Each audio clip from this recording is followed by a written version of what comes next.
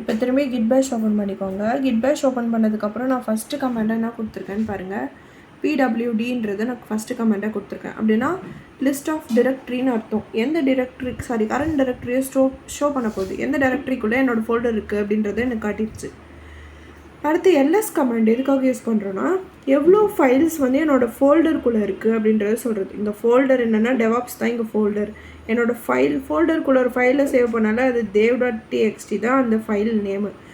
இதுக்காக அந்த ஃபைலை ஷோ பண்ணுறதுக்காக நம்ம எல்எஸ் வந்து யூஸ் பண்ணுவோம். எவ்வளோ ஃபைல்ஸ் வந்து என்னோடய ஃபோல்டரில் இருக்குது அப்படின்றதுக்காக நம்ம இது யூஸ் பண்ணுவோம்.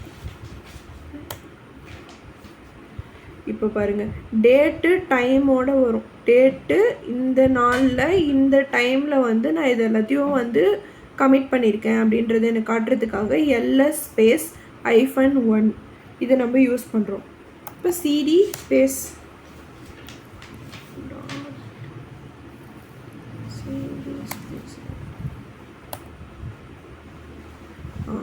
சிடினா என்னென்னா சேஞ்ச் டிரெக்ட்ரி அப்படின்னு அர்த்தம்.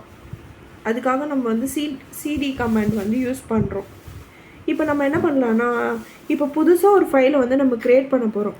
அதுக்காக நம்ம டச் கமாண்ட் வந்து யூஸ் பண்ணலாம். டச் ஸ்பேஸ் எதுனா ஒரு ஃபைல் போட்டுக்கோங்க. இப்போ என் பேரே போட்டுக்கிறேன், subi.txt கொடுத்தா எனக்கு வந்து புதுசாக ஒரு ஃபைல் வந்து எனக்கு ஓப்பன் ஆகிடும். இப்போ நான் செக் பண்ணி பார்க்குறேன்.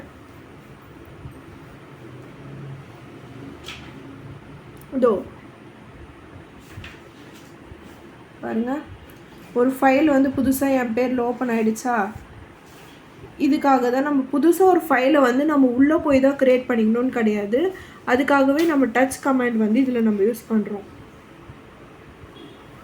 அடுத்து வந்து நானோ ஸ்பேஸ் ஃபைல் நேம். இப்போ நான் க்ரியேட் பண்ண ஃபைலே எடுத்துக்கிறேன். இல்லை, நான் ஆல்ரெடி எக்ஸிஸ்ட் ஆன ஃபைலை வந்து நான் எடுத்துக்கிறேன். நானோ ஸ்பேஸ் DEVV. ஏன்னா நான் இப்போ ஏன் அதை நான் எடுத்துக்கிறேன்னா, ஆல்ரெடி அதில் நான் கோடிங் போட்டு வச்சிட்டேன். அதனால் நான் அந்த ஃபைலை எடுத்துக்கிறேன். nano.dvv.txt ஃபைலை எடுத்துக்கிறேன். ஆக்சுவலாக நானோ இது எதுக்காக யூஸ் பண்ணுறோன்னா, எடிட் பண்ணுறதுக்காக நம்ம யூஸ் பண்ணுவோம். என்ட்ரு அடிச்சுன்னா இதோ என்னோடய கோடிங் எல்லாமே வந்துச்சா. இப்போ இந்த கோடிங்கில் நான் எதனா எடிட் பண்ண போகிறேன்னு வச்சுக்கோங்க.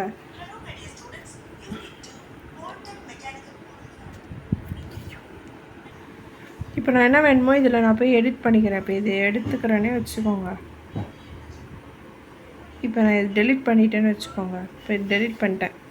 அடுத்து வந்து நான் இப்போ நானும் இந்த கமாண்ட் கொடுத்தாலே எடிட் ஆப்ஷன் வந்து வந்துடும் ஃபுல்லாக எனக்கு தெரிஞ்சு. ஆனால் வந்து நம்ம ஆரோ மார்க்கில் மட்டும்தான் யூஸ் பண்ண முடியும். மவுஸில் வந்து நம்மளால் மூவ் பண்ணி டெலிட் பண்ண முடியாது. அதுக்கப்புறம் என்ன பண்ணுறோன்னா, சேவுக்காக நம்ம வந்து Ctrl+O வந்து எடுத்துக்கிறோம். Ctrl+O கொடுத்தா சேவ் ஆகிடுமா, Ctrl+X கொடுத்தா எக்ஸிட் ஆகிடும். Ctrl+O கொடுத்து என்ன பண்ணுங்கள், இருங்க ஒரு நிமிஷம். Ctrl+O கொடுத்து என்ட்ரு கொடுத்துக்கோங்க. அதுக்கப்புறம் Ctrl+X கொடுங்க. திரும்பி வந்துச்சா, அவ்வளோதான்.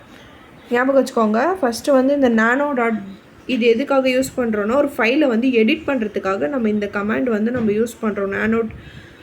நானோ ஸ்பேஸ் ஃபைல் நேமு. இப்போ நான் திரும்பி கொடுத்து சொல்லித்தரேன் உங்களுக்கு. எதுக்கோ என்ட்ரு கொடுத்துட்டேன்.